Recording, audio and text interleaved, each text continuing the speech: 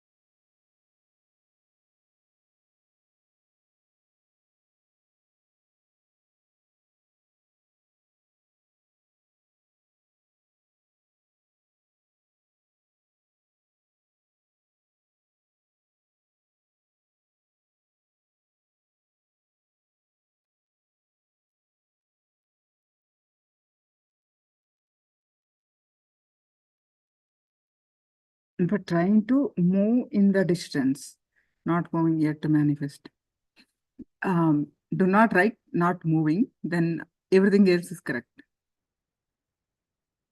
What is the use? To avoid that only, not moving only, we are writing yet to manifest. All right?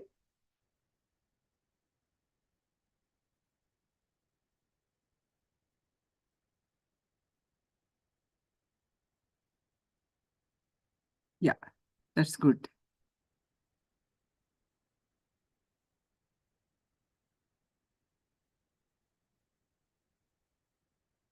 So we have been learning about the Dhyana Spurana, the meditation experience, the meditation, so many powerful cognitions. Meditation is a plan for miracle.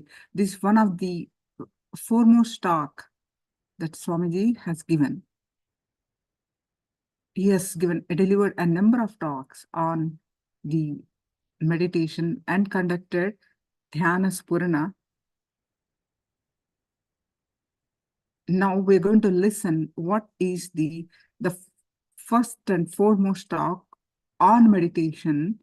When Swamiji was very young, he spoke on the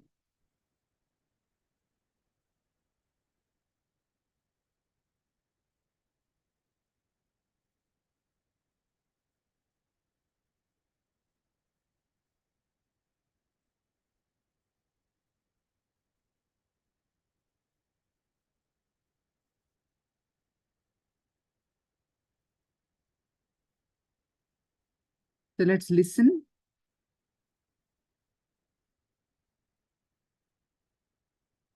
So still more, okay.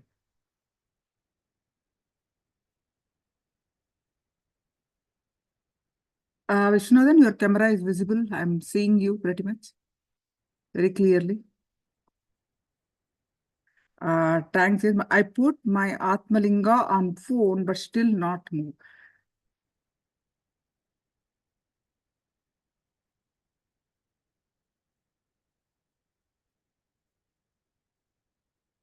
Now you are not visible. You were earlier. Even your previous comment, until now you are visible. Just now you are not visible.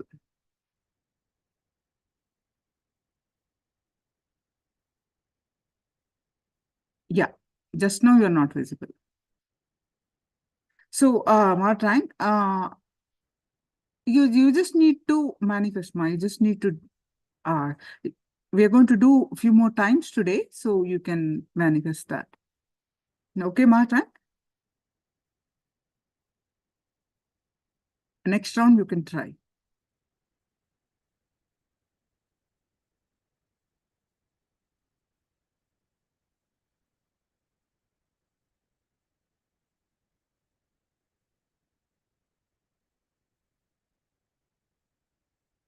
Yeah.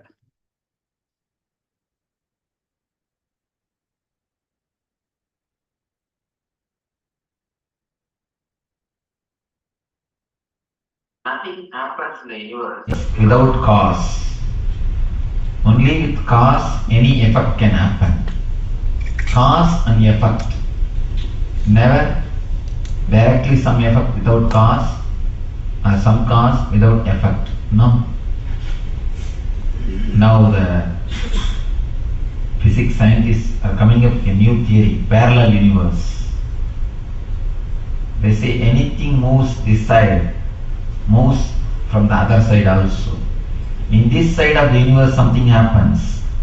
It is the other side of the universe also, the opposite reaction happens.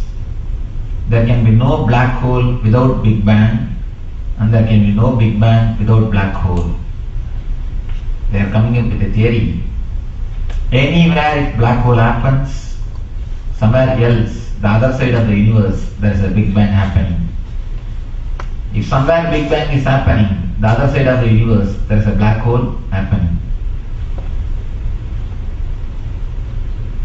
There is nothing which happens without cause. If there is a cause, always effect. If there is an effect, always cause. Whenever you can't understand the relationship between cause and effect, you call that as a miracle or as a coincidence. Whenever you are not able to understand the relationship between the cause and effect, as long as it is obvious, open, if you can measure through your intellect, you call it as an incident, cause and effect. You know it. When the relationship between cause and effect is very deep, your intellect is not able to understand, your intellect is not able to penetrate, your logic is not able to analyze, then you call it as a miracle or as a coincidence. Look little deeply. Miracle and coincidence can never happen. Whatever happens always happens with cause and effect. How can there be something without cause? Everything happens only with cause and effect. Nothing is miracle in the planet Earth. But as I was telling you, when you are not able to analyze, when your logic is not able to understand the relationship, you call it as a miracle.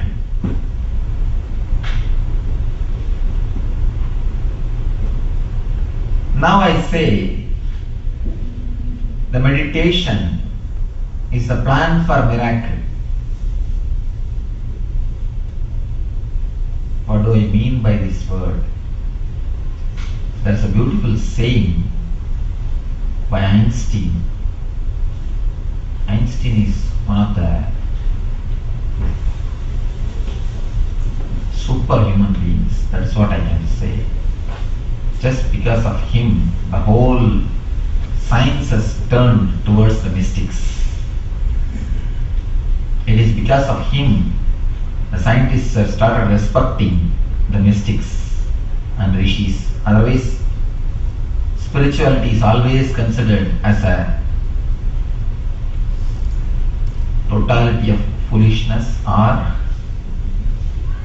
scientists had a very wrong opinion or a bad view, very prejudiced idea about anything spiritual.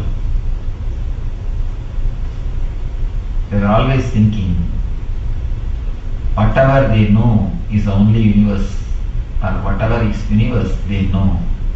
Einstein is the guy who declared first time, where science ends, there spirituality starts. One of the beautiful saying from Einstein, he says, there is only two ways of living. One is living as though everything is miracle, or as though nothing is miracle. Either you live as though everything is miracle, including the things which you know, the relationship of cause and effect. You live as if everything is miracle, or you live as though nothing is miracle. Be very clear. First, I am demystifying the idea miracle. Then I want you to understand every inch of your life is miracle. Even if you understand the relationship between cause and effect, what can you understand? Tell me. What can we understand? From mud comes lotus.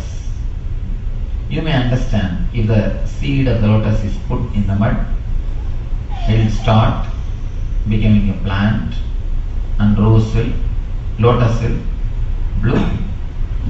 You may understand, but how can it happen? How is it happening? Just out of mud, a lotus is happening. You may understand, if you eat a piece of bread, it will go into your intestine and some process will happen, it will become blood. You may understand logically, but how can the very process happen?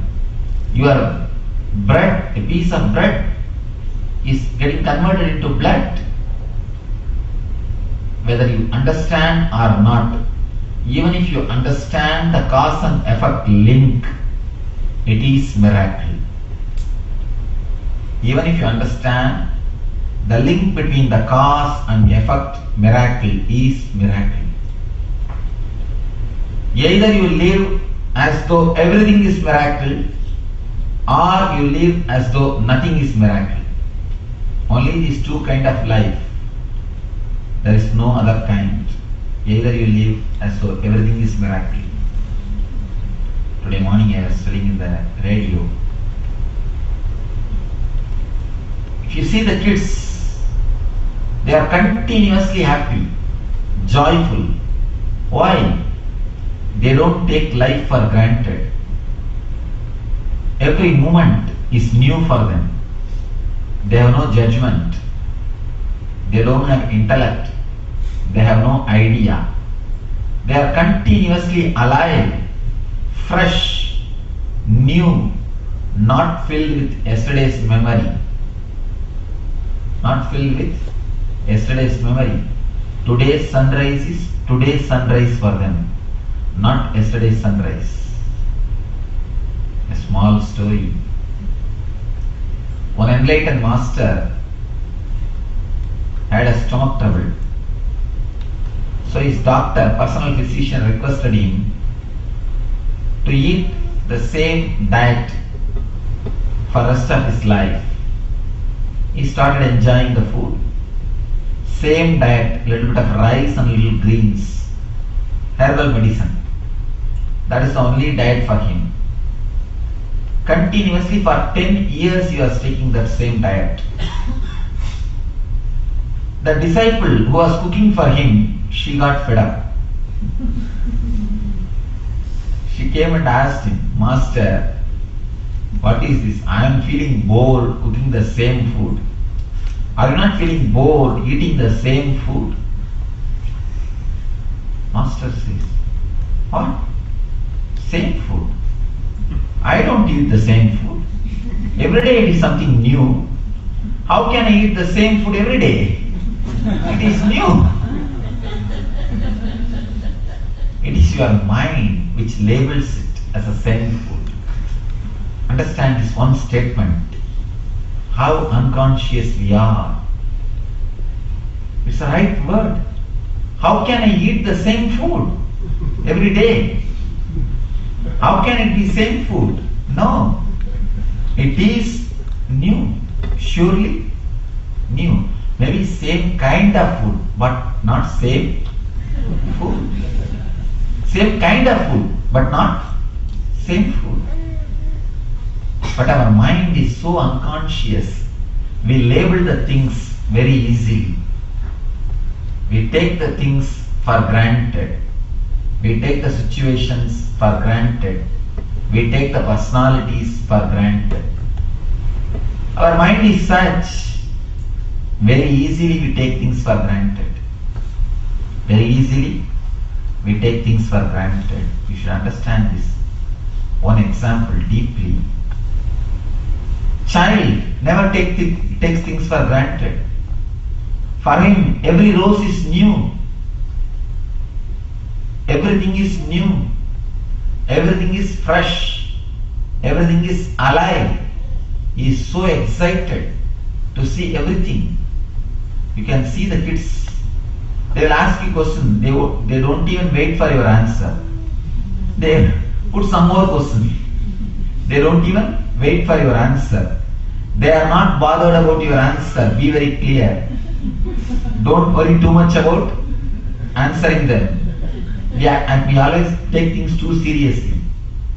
Either we shut them up. Hey, keep quiet. Don't shout. Or we go on try to explain things, making them also intellectual. Either you continuously try to make them intellectual, or you shout at them, keep quiet, don't ask all these questions. They don't even care for your answer. They are just happy telling something new. They are expressing, they are getting to know new things, that's all. By questioning, they explain to you that they are growing. They express, they are getting introduced to new dimension of their life. And you don't have to bother. Actually, when they don't expect your answers, they tell you very clearly, don't worry to give me reply. I am happy with my questions. They don't take things for granted. They don't take persons for granted. They don't take situations for granted. That is the reason their eyes are so alive, so fresh. When they look at things, they don't verbalize. Be very clear. When they look at things, they don't verbalize. When you verbalize, you miss the reality. For example, when you see a rose bush, the moment you see a rose bush, you start thinking about the roses which you presented to somebody, or somebody presented to you. Next, you start thinking about how that person reacted to your roses, or how you reacted for his roses. With love, or you shouted at him, what way you reacted. That emotions comes up, and the memory about that person comes up, and memory about the next person. It goes on, you miss the real rose, which is in front of you. When you start verbalizing, you miss the reality. Sigmund Freud, another one important person, he says, of course, nothing compared to Einstein. Freud, he says, all our thinking is only association. It's only association. It is not thinking. It is not thinking. Of course, in the field of psychology, still Freud plays a major role, even though many of his theories are proved wrong. He created something, even to prove it as a wrong.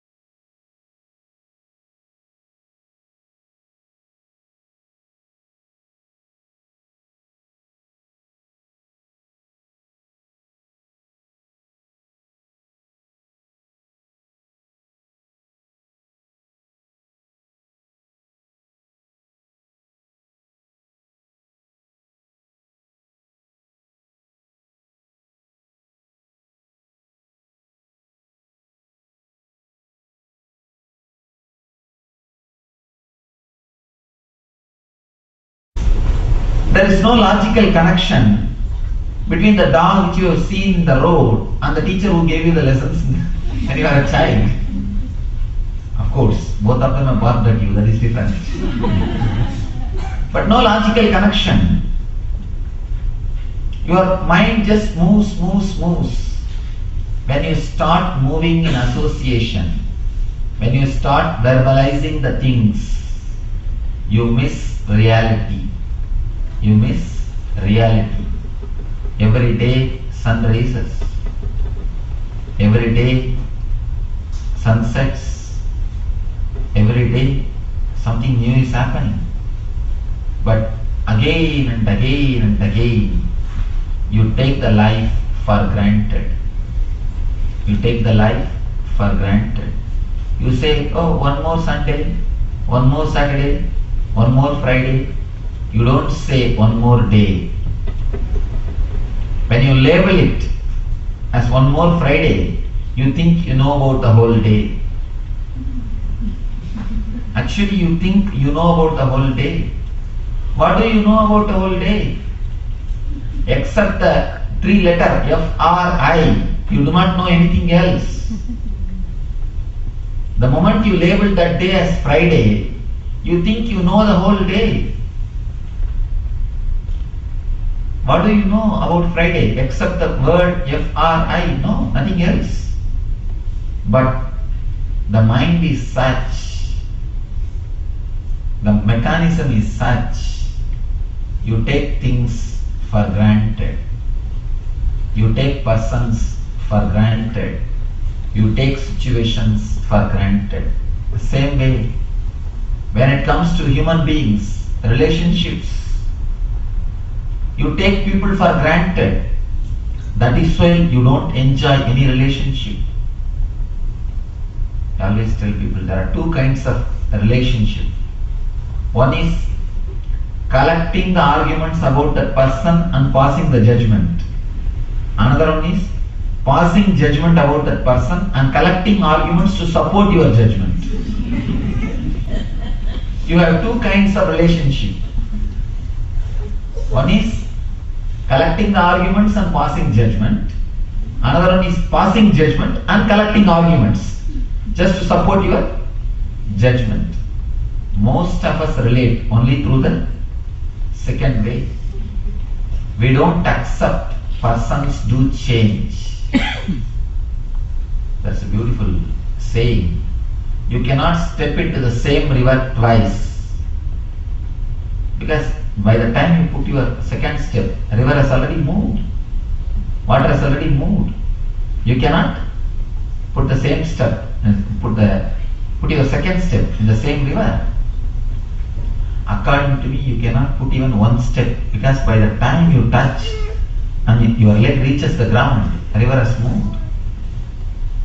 The river has moved. You cannot even put your single step in any river, because by the time your leg reaches, by the time your feet reaches the ground, water has moved. Understand? Same way, how you cannot step twice in the same river, you cannot meet the same person twice. Be very clear. When you go to your office morning and come back in the evening, your wife is different person, not the same person. Your husband is different person, not the same person. Your kid is different person, not the same person. Something is added in them, either intelligence or foolishness. Something is added, either intelligence or foolishness. Person cannot be same. There is a continuous change. Of course, you will never believe the other person has become intelligent. It is very difficult to believe the other is becoming intelligent. It is very easy to believe other is becoming foolish, but very difficult to believe other is becoming intelligent. Anyhow, whatever you may think, whether getting foolish or getting intelligent, but other is changing. Other is changing. The other person always changes. And not only the other person, even you change. Continuously you change. But you don't accept, you don't agree, you change. You try to hold on to the same mental setup. You try to catch the same mental setup. 5,000 years ago, there is a beautiful scripture about the body. A great mystic called Sushruta, he writes, he is the person who did first time the transplanting the parts of the body. Surgery, even the brain transplanting the brain has happened in India. Of course, open heart surgery. All possible surgeries have been done by him. There is very clear record, a medical documentary. Everything is clearly documented medically, how he does and all the procedures and the instruments. He is the father of surgery. His name is Susruta, a great rishi, a great enlightened master. He writes in his books, every 6 months your liver replaces itself. It totally rejuvenates itself. Not even a single atom is same. Once in every 6 months, your liver replaces itself. Once in every 21 days, your intestine replaces itself. And today, the modern day physiologists agree with this concept. They are agreeing with this idea. They say your body rejuvenates itself continuously. It replaces or rejuvenates individually every part. Every part of your body is rejuvenated. Every part of your body is replaced by its own intelligence. Every cell is replaced continuously. Of course, each and every part takes its own time. For liver, it's 6 months or little more. For intestine, 21 days. For blood cells, some time. But continuously, your body rejuvenates itself. And Susruta says one more thing. Your mental structure plays a major role when the new part of your body is created. Understand these two theories. First thing he says, your body is continuously replaced by your mind, by your soul, by your energy, and your mental structure plays a major role when your body is getting reconstructed. One disciple asks him, Master, then why do we carry diseases for 4 or 5 years? See, this is the case. If your body is rejuvenating itself continuously, for example, we say liver is getting rejuvenated in every 6 months, then why should a person who is with liver cirrhosis carries his disease for even 4 or 5 years? Why not correct himself? Why not create a new liver without disease? Why is he carrying the disease? Susruta says beautifully, you don't believe you change. You carry the same old mental setup. Even if your being changes, you carry the same frame about you. You are not ready to let go the frame about you. You have a clear frame. I can work only this many hours. After this many hours, I will be stressed out. I will have a headache. I will have body pain. I am going to get stomach pain. I cannot work after these hours. I am only this much. You have a standard frame about you. You carry that frame very strongly. You don't let go the frame. You have an idea how to react for every situation. You have a clear-cut frame how to move, how to handle every situation. You don't live spontaneously. You live based on your mental setup, what he calls samskara. Samskara means powerful, potential, mental root which again and again pulls you to travel in the same path. Samskara is not dead imprint. It is not dead mental imprint.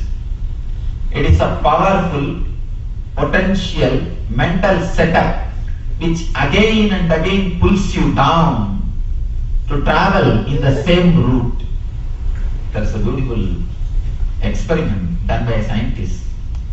Early morning, he used to ring the bell and feed his dogs, all his dogs. He will put food in the plate. All the dogs used to have saliva in their mouth and eat. After continuous training, one day he just rang the bell. No food was given. But he saw the dogs are all pouring the saliva. And they are just enjoying the empty plate.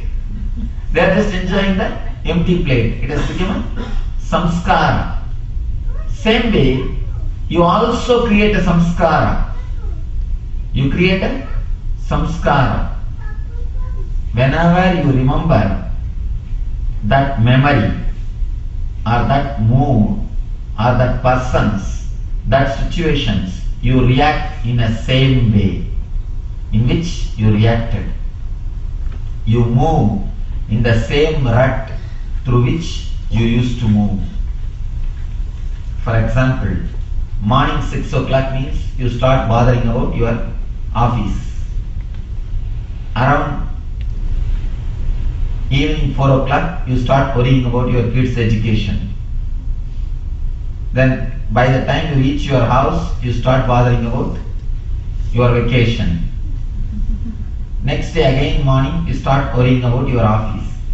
If this is your routine, worrying routine, even in the vacation days you will start worrying about the office. You will tell your mind, no, today no office, don't worry, relax. But the low mood will be there. You will continue to experience the low mood. How many of you have experienced? You can see in your life, it is just a mental setup. You don't live based on intelligence. You live based on informations. Please be very clear. You don't live based on intelligence. You live based on information. Information means a regular setup. Never think your body, your mind is an independent intelligence. It is just a mechanism.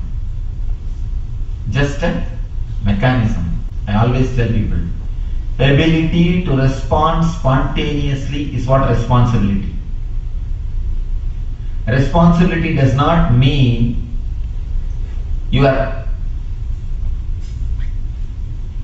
name and fame or your status or your money or whatever you acquired. No, that is not responsibility. The ability to respond spontaneously. The guys who have got spontaneity, only they can survive in the planet Earth.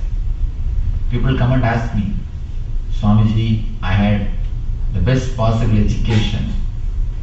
I had all the money.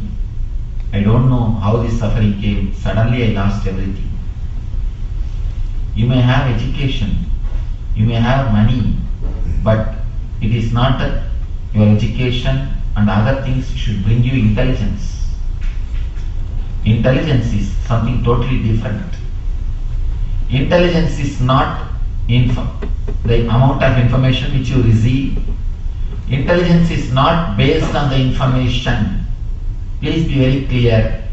Intelligence is not something which grows with the amount of information which you receive. No.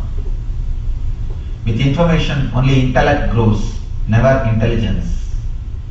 Intelligence is something directly related to spontaneity. How alive you are, how fresh you are, how much you are able to let go the frame of mind about yourself, the idea about yourself, the prejudice about yourself. How much you are able to face a situation directly without your prejudice. That is what is going to decide how much you are intelligent. Intelligence is not the totality of your experiences. It is the lessons which you learned from the experiences. In Sanskrit we have two words, Anubhava, Anubhuti. Anubhava means experience. Anubhuti means intelligence. Just experience is not enough to live the life. To have the experience, if you live on the planet Earth for 80, 90 years, that is more than enough. But that is not going to help. The number of incidences which happened in your life can give you only informations and experiences. But intelligence is totally different. Intelligence is something like learning the lessons from the experiences. There are people who never learn anything from any amount of experiences. For example, if you touch the fire of cigarette and say, oh, cigarette fire will burn. Then you touch the matchstick fire and you say, oh, matchstick fire also burns. Then you touch charcoal fire. Oh, charcoal fire also burns. Then you put your hand in the furnace and say, oh, furnace also burns. Then you put your hand in the oven and you say, oh, oven also burns. You go on touching all fires. You experiment with all the fires and finally come to understand all fires will be burned. All fire will burn. If you learn through this process, if you learn through this method, if you learn through experience, by the time you learn all fire will burn, your body will be ready to be burned. Your age will be over. You are ready to be burned. That is not the process to learn. This is what we call experience. Intelligence is different. When you touch first some fire, immediately you realize all fire will burn. That is what I call intelligence. So Anubhuti is totally different from Anubhava. Intelligence is totally different from experience. But we trust only experience, not the intelligence. We trust only the experience, not the intelligence. All our universities, all our colleges, all our educational system, all our way of life respects only information, only intellect, only the experience, not the intelligence. You are trained only to be more informative. You are trained to collect only more informations. You are trained only to be more intellectual, not to be intelligent. You are trained only in verbalization, not in visualization. When you learn how to be more intellectual, slowly, by and by, you lose intelligence. You create a frame about yourself and you create a frame about every situation. You try to move only based on that logic. But life has no logic. Life is paradox. Life is not logical. When you move based on your logic, you always fail. And you say, everything is going well. Everything was going well. I do not know how things messed up, Swami. How I missed it. Because your logic is your logic, not life's logic. If you are logically logical, you will understand logic is not enough logical. That is true. All your idea about yourself, your idea about others, when you take decisions with these prejudice, with these judgments, you fail to live the reality. You miss to live the reality. You forget to see the real person. There is every chance your wife would have been transformed. Who knows? 24 hours is too much to become enlightened. Even should have become enlightened. Who knows? But you don't believe. Leave about believing that she has become enlightened. You don't even believe she has become intelligent. We don't believe the other person has become intelligent because you don't believe you became intelligent. Day by day you can see, you always only underestimate yourself. Oh, earlier I used to work 20 hours. Now I am not able to. And everybody feels the childhood period was golden period. We always say the past was gold. Golden past. Golden past is actually a cunning method to escape from the present. There was no golden past. Be very clear. There was no golden past. Hinduism says there was a Satya Yuga, means there was an age when everything was there, everything was perfect, everything was as it should be. And Christianity says there was an age of Adam and Eve. Everything was wonderful. And every religion gives the dream that there was a golden past. But all your idea about golden past is just idea. It's a wonderful method to escape from the present. And you can see every religion projects about the past and gives hope about the future. Hinduism says Krishna is going to come as Kalki avatar. Buddhism says Buddha is going to come down as Maitreya the Buddha. Christianity says Jesus is going to come down. We are given the idea about the past and the idea about the future just to escape from the present, because present is too much. Nobody wants to live in the present. We want to hang over either with the past or with the future. You don't want to live with the present. You want to have some mental frame, some mental setup, some idea about something, either about the past or about the future, so that you can escape from the present. Your ideas about the past, about the future, about yourself, about others, makes you miss the reality, what we call life.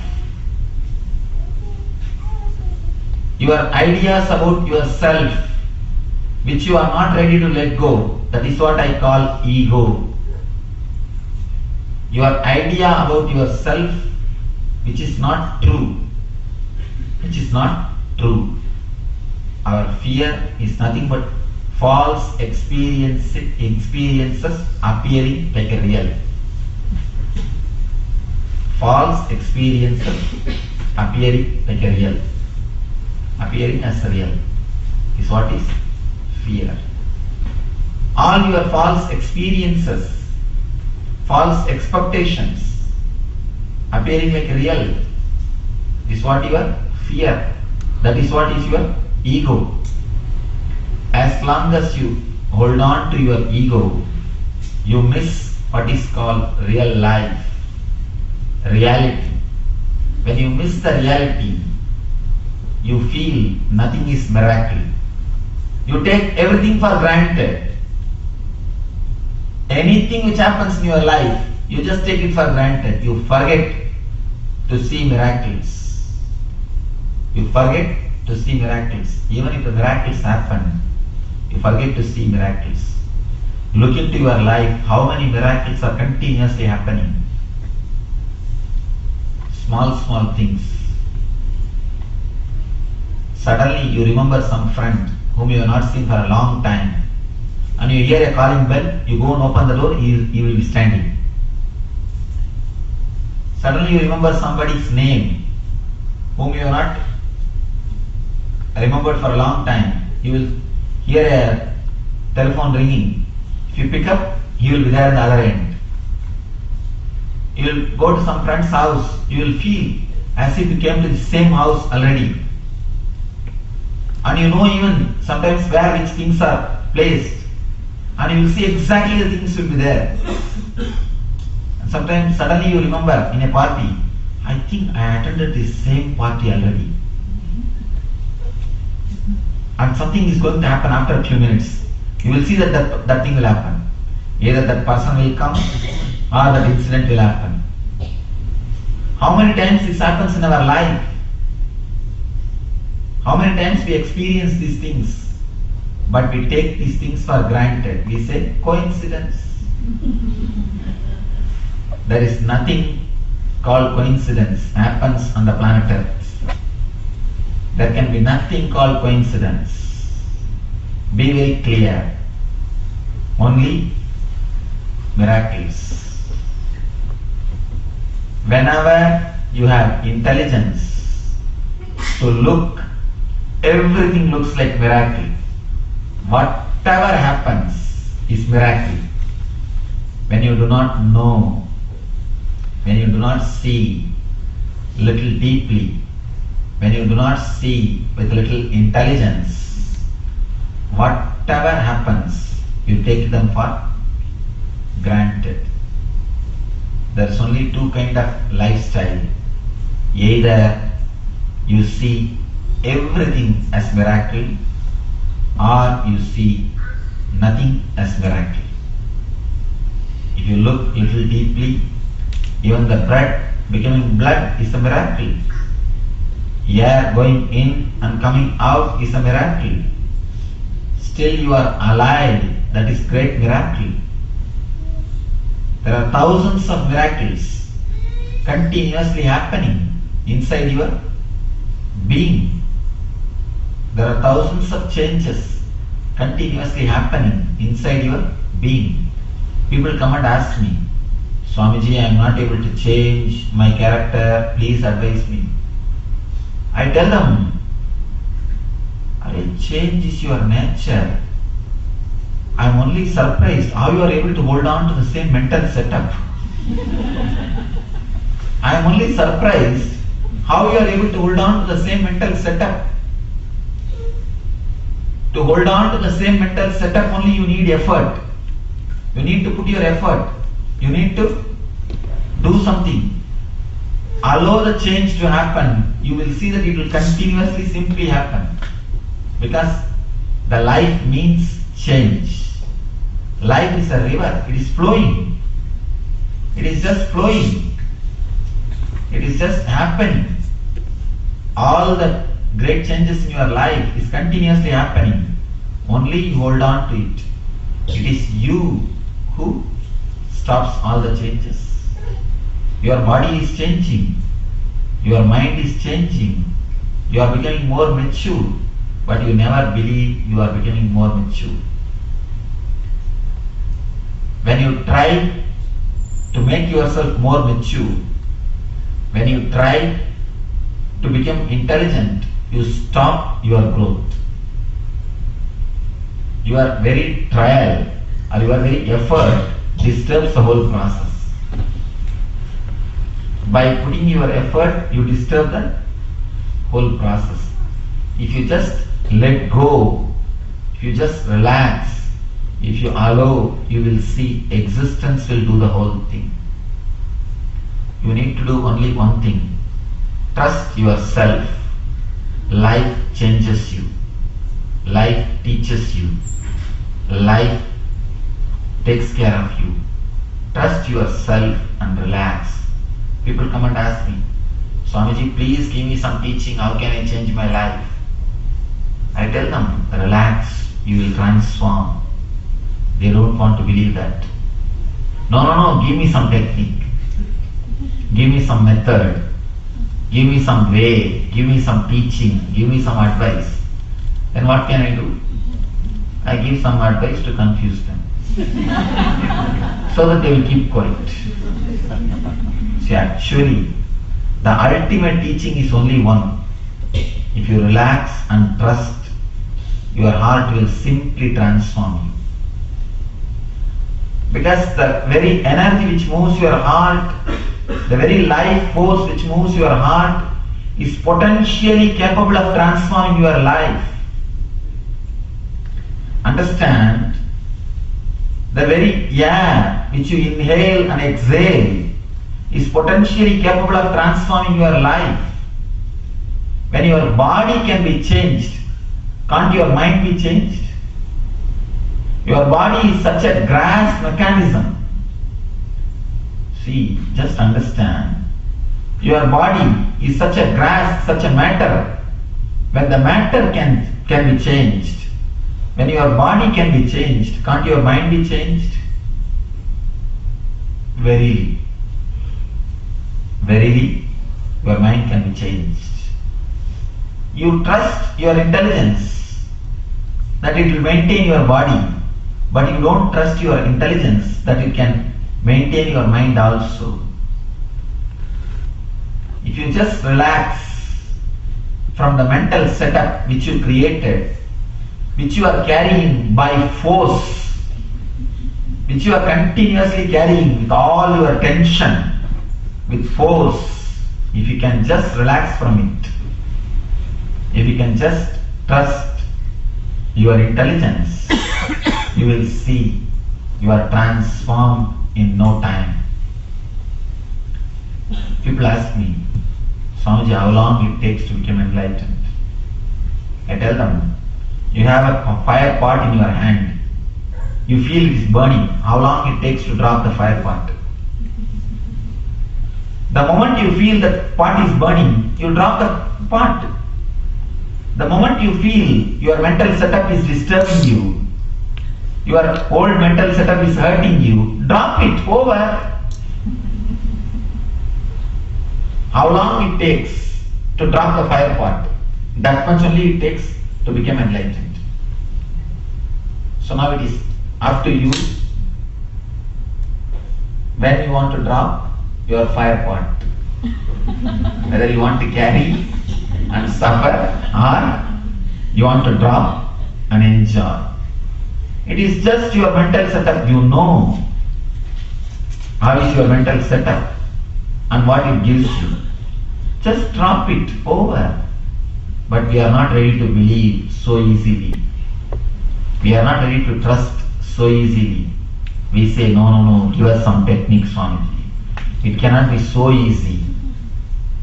It is not so difficult, Swamiji. I am not able to drop. The word difficulty is the greatest difficulty. Please be very clear. The word difficulty is the greatest difficulty.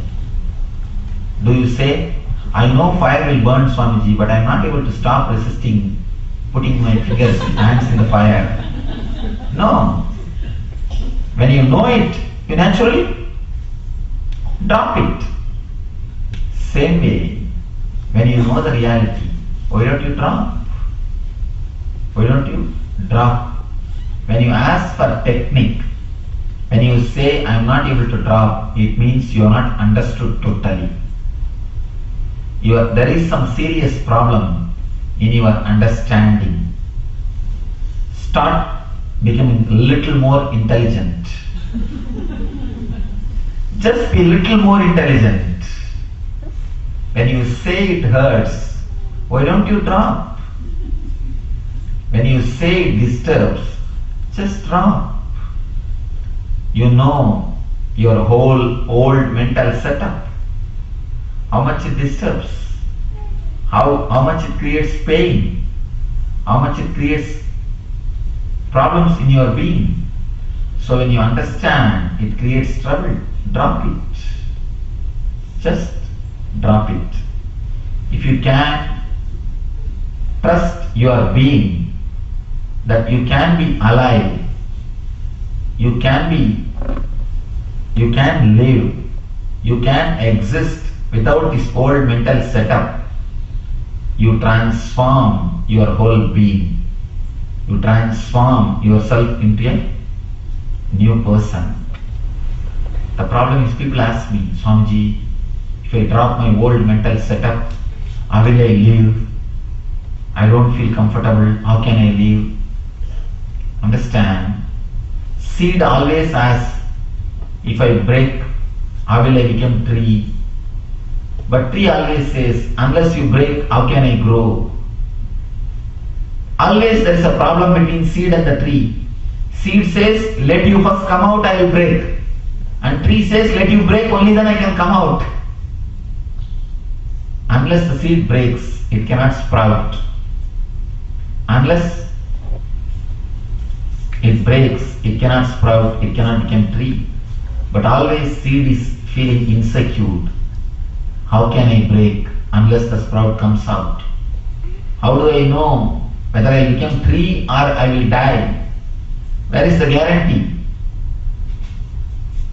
I tell you, trust and open, you will sprout. Trust and drop your old mental setup. Start living through spontaneity. You may think, no, I will do all mistakes. Don't bother. Few mistakes are worth doing. Don't be too much perfectionist. Perfectionism is nothing but neurosis. If you are traveling towards perfectionism, be very clear, you are traveling towards madness. The more you fail to be perfect, be very clear, God is saving you from madness. The more you fail to be perfect, more you have the grace of God. If you think you have become perfect or you reached perfection, be very clear, God has left you. Because you cannot upgrade, you cannot update the intelligence of God. You can update software editions, not God's creation. You can never update. You can never upgrade. All your search for totality is search for, all your search for perfection is search for madness. Where can you be perfect? Tell me. If you want to be totally perfect, safe, secure, graveyard is the best place. In tomb you are total, perfect. See, everything is perfect as it should be. Nothing can go wrong. You are safe, secure. Graveyard is the place where you can feel totally secure. But graveyard is not the place to live. Even if you feel totally secure, graveyard is not the place to live. Ship is secure in harbor, but it is not created to live there. Ship is secure in the harbor, but it is not created to live in the harbor. It is created, it is developed, it is built to travel in the ocean, not to live in the harbor. Understand. Even if you commit few mistakes, nothing wrong. Start living through spontaneity.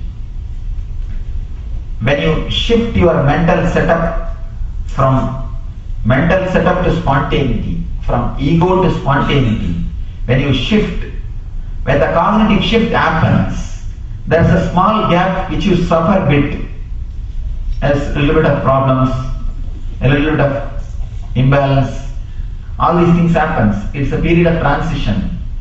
That period only I call tapas or penance. Nothing wrong. Undergo the penance. Undergo the tapas. You will see and experience a new life. New life is for the living. Living through spontaneity. Living through spontaneous intelligence. Living not based on your opinions and prejudices. Living based on spontaneous intelligence. When you start living spontaneously, you realize everything is miracle. When you live based on your ego, you will live nothing is miracle. When you take life for granted, the first thing which happens to you is boredom. Next, depression.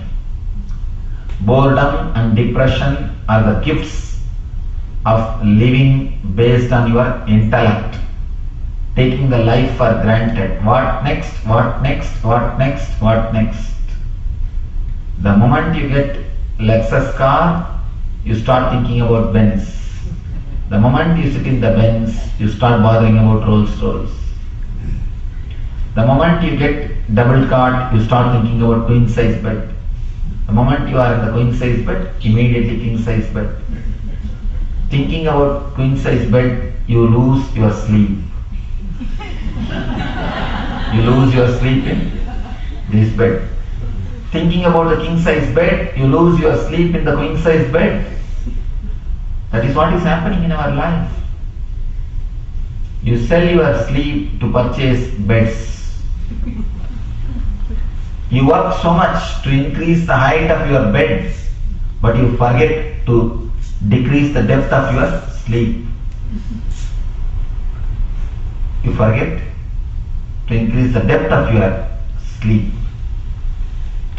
You increase the height of the bed, but you don't increase the depth of your sleep. Understand. Start living through spontaneity. Meditation is the plan for miracle. Meditation is the way to live spontaneously. Now you will ask, how can meditation be connected? When I say meditation, I don't even mean closing eyes or sitting. Even the intelligence with which you can live the life, living every moment, moment to moment, without bothering about the past and without bothering about the future, living the moment, living the life, moment to moment, is also a wonderful way. It is the ultimate way. Meditation is not something like a quantity to be added to your routine. It is a quality to be added to your routine. It's a quality which you need to add to your routine. Add this great quality, meditation, in your life, and you will see the whole life looks like miracle. Everything looks like miracle. Even the inhaling and exhaling, breathing in and breathing out is too much.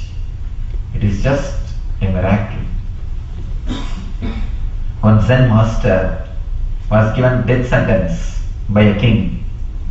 King pronounced, by tomorrow morning he should be killed. But he is quite happy as usual, enjoying the life, doing the same routine. Disciples are asking him, Master, are you not afraid tomorrow morning you are going to die? He says, even this moment is too much for me. Who is going to bother about next moment? This moment itself is too much for me. 24 hours is too much. Who is going to bother about tomorrow? When you understand, even this moment will become too much. Breathing in and breathing out itself is great fulfillment. You will feel every moment is a great miracle. When you experience every moment is a great miracle, your whole being overflows with gratitude to the existence. No fear happens. First thing, all your fantasies about life drops. All your fears about life, death. How can there be accident? You are going in a vehicle and he is coming in a vehicle and both of you look at each other and you hit. That's all. How can this be an accident? Naturally it's an incident. When you don't want it, you call it as accident. When you want it, you call it as miracle. See, if the result is favorable, you call it as miracle. If the result is negative, you call it as accident. If the result is so-so, you call it as coincidence. That's all. All the three are one and the same. If the result is too exciting, you call it as miracle. If the result is too negative, you call it as accident. If the result is just so and so, we can forget. Then it is a coincidence. That's all. But always with cause and effect.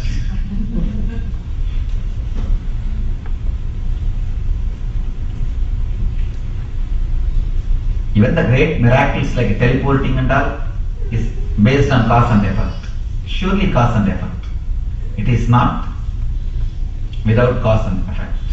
Tell me how, one of the things that happens to people when they break their neck or something, and there's, people tend to stay paralyzed pretty much forever. I mean, they say that those particular fibers never regenerate or whatever. How does this fit into what you were saying about the whole body?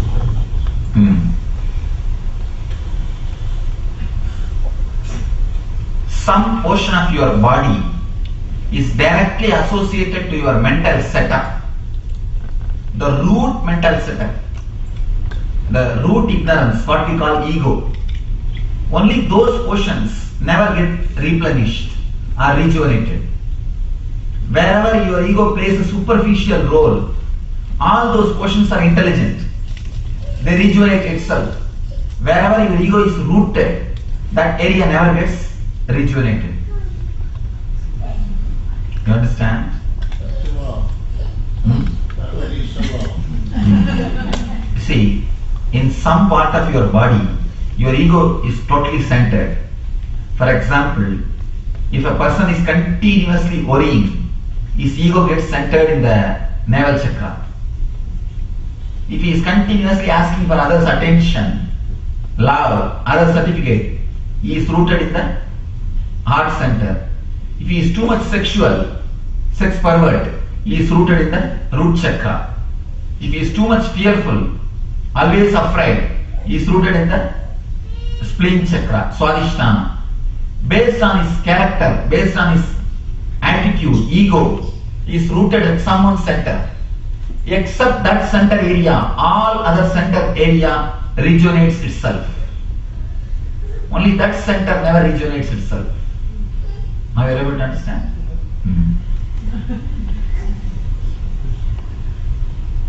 How to let go from that center. That is what is all about this 2 days class. This 2 days weekend program is all about how to let go and how to unlock, how to clear, how to energize all these 7 energy centers, how to unlock the chakras, how to remove the blockages in 7 energy centers. You have a standard mental setup, ego, mental frame of these 7 energy centers.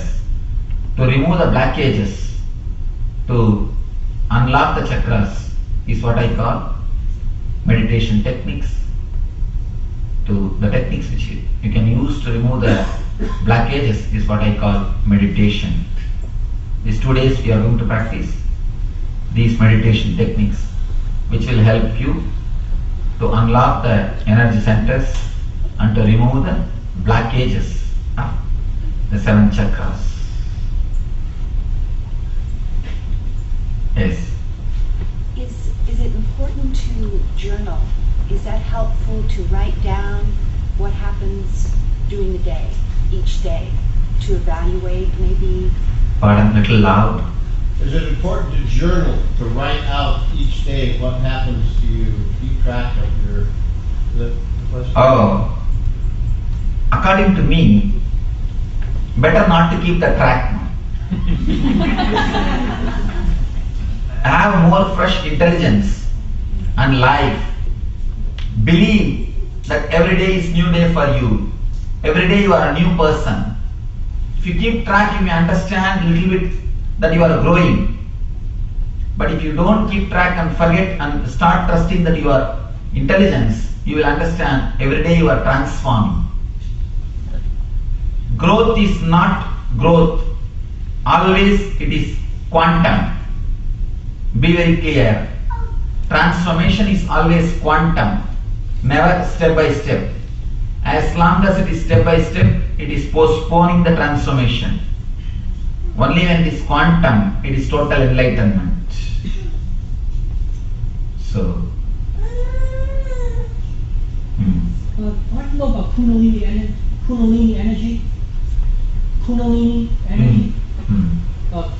can the Kundalini energy be awakened by a guru? it can be awakened by 2-3 methods. One by guru, another one by your own meditation technique, and the third one, even the sincere seeking can awaken without master or meditation. Just the sincere search itself can awaken the Kundalini Shakti. The problem is, when you awaken, you must be able to handle it. Otherwise, it is playing the snake. That is why Kundalini is represented as a snake. According to me, there is no need to go for all those things.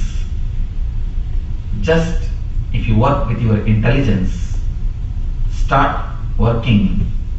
See, when we can't awaken our intelligence, we start bothering about awakening Kundalini. Just awaken your intelligence. That is more than enough. You don't need to awaken your Kundalini. Just awaken your intelligence. That will take care of everything else. Okay. Now it is time to have a healing. Yes. Last question. Yeah, I have heard you have met Babaji. So could you tell something about that? Mahavatar Babaji. Yes. I have spoken about that in my pictorial biography. You can see. When I was in Gaurikund, I do not know how to explain that. It's in the Himalaya. It's a place in Himalaya hills. I was staying there. So suddenly one day I saw him. I've already heard about him, that he is living for last 2000 years, and many generations after generations people used to see him. There are very clear records that last 10 generation people are seeing him continuously. The same form. He never becomes old. So I heard about him. Suddenly I saw him. When I saw, of course, I'm a very intellectual guy, or I can say doubting Thomas. I never believe in anything, all these type of things. So I got hold of his hand just to test him, and I got hold of his hand and I put my hand into his belly to see whether I am really seeing or just an illusion. He started laughing. He started laughing. I started touching him. I started holding his hand and just started testing him whether I am really seeing him or just an illusion. He started laughing. Any other man means he would have fell at his feet and took the blessing. But I am such a type of person. I started holding his hand and testing him. He just laughed and told only one thing, Paramahamsa Nithyananda. And he just walked inside and disappeared.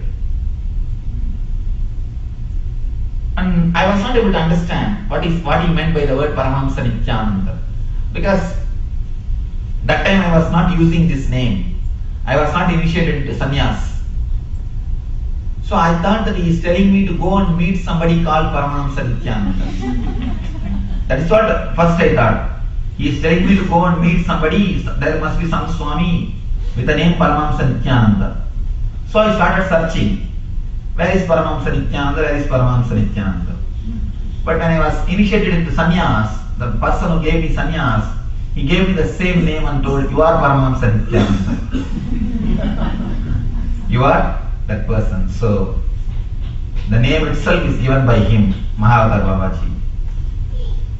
I always feel his energy and his blessings is the main reason for my enlightenment or the ultimate experience. It's one of such a personal, intimate experience. Nothing much can be said about it. Okay. Let you experience the eternal bliss, Nithyananda.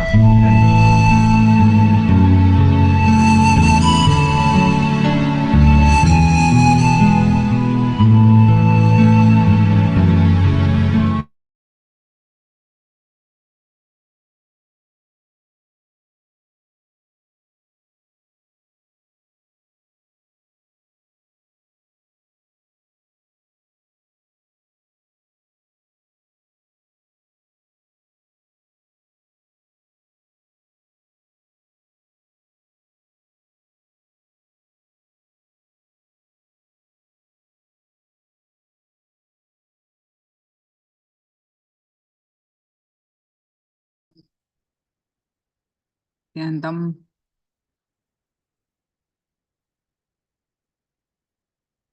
Yes, now we are going to do two things. We are going to do one more round of consciousness over matter power manifestation, and we are going to do one meditation. So now first, let's do the consciousness over matter meditation. So great lesson. So what is the gist of it, Ma? What did you understand? So that you remember. If you write the gist, you remember. What is the plan for miracle? Meditation routine. Meditation routine helps to live spontaneously and makes life miraculous. Meditation removes fantasies and fear about life and brings fulfillment and brings and gratitude by living and by removing rooted patterns caused by ego and removing blocks and unlocks 7 chakras, replenishes body and quantum transformation happens, removes boredom and depression caused by intellectual living, removes samskara patterns. Wonderful, Ma. Beautiful way you put it. So intensely you're listening. No coincidence on the planet Earth. All is miracles. Super.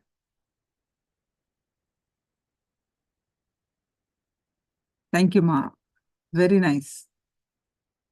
Now let's start doing one more round of consciousness over matter.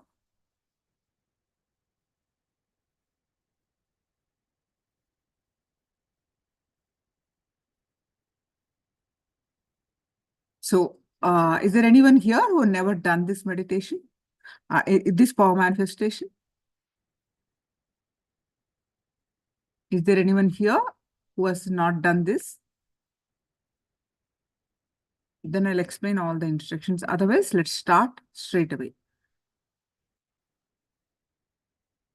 So now keep your object. You decide the level that you want to manifest. Either you keep it in the silicon or you dictate the direction that it should fall. You dictate the, you decide the level that you want to manifest. Then once you're ready, are you all ready with your objects? Anyone who joins just for this few moments ago, now let's start.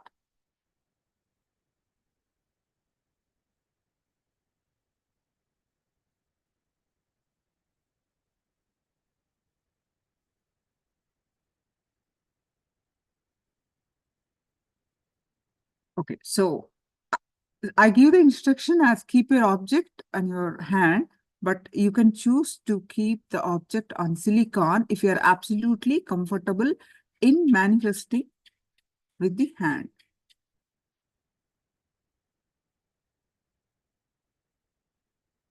I'm only giving the instructions for the beginners. Okay, so now please sit straight and with your head, neck, back straight line and keep your object on the palm. The preferred object is coconut. And if you do not have the coconut at this moment, you can bring a round object, fruit. Now keep your object on your palm, then sit straight with your head, neck, back straight line. Bring complete awareness on your third eye and fill your inner space with Swamiji's palm.